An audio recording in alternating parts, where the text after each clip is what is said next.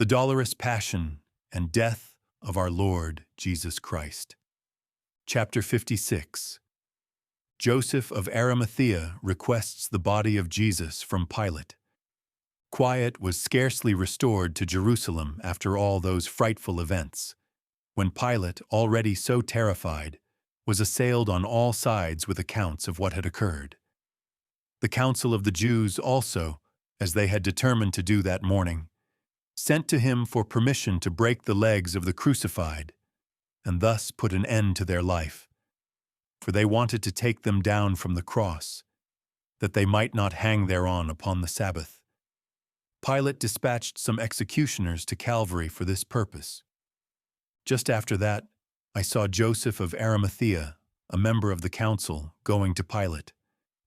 He had already heard of Jesus' death, and with Nicodemus had concluded to bury the Lord's body in the new sepulchre hewn out of a rock in his own garden, not very far from Calvary.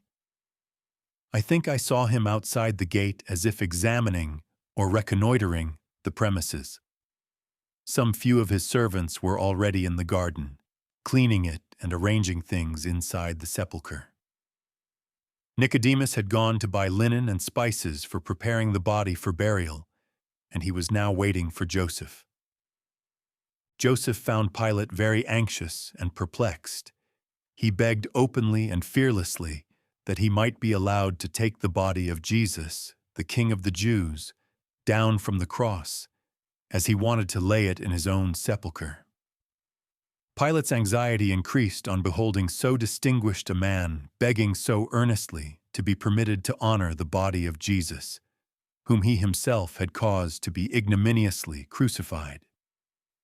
The innocence of Jesus recurred to him, making him still more uneasy, but he overcame himself and asked, "Is he then already dead?" For only a few moments had elapsed since he sent executioners out to break the bones of the crucified, and thus end their life. He summoned the centurion Abinadar, who was returned from the caves where he had spoken with some of the disciples, and asked him whether the King of the Jews was already dead. Abinadar in reply related to him the death of the Lord about 3:00, his last words, and his loud cry, the quaking of the earth and the rending of the rock. Outwardly, Pilate appeared merely to be surprised, since the crucified generally lived longer, but inwardly he was filled with trouble and alarm at the coincidence of those signs with Jesus' death. He wished perhaps to palliate in some measure his cruelty by at once expediting an order for Joseph of Arimathea, by which he gave him the body of the King of the Jews, with permission to take it down from the cross and bury it. He was glad by so doing to be able to annoy the high priests, who would rather have had Jesus dishonorably buried along with the two thieves. It was probably Abinadar himself whom Pilate dispatched to see the order executed, for I saw him present at the taking down of Jesus from the cross. Joseph of Arimathea took leave of Pilate and went to meet Nicodemus, who was awaiting him at the house of a well-disposed woman. She lived on the broad street near that narrow alley in which our Lord, just at the commencement of his bitter way of the cross, was made to endure such ignominy. Nicodemus had purchased here a lot of aromatic plants and herbs for the embalming, for the woman was a vendor of such things. She procured elsewhere many kinds of spices that she herself did not have, also linen and bandages for the same purpose, all of which she rolled together into a package that could be easily carried.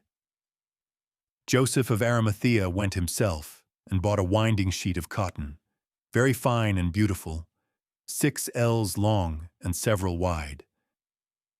His servants collected under a shed near the house of Nicodemus ladders, hammers, strong iron nails, water bottles, vessels, sponges, and all that was necessary for the work before them.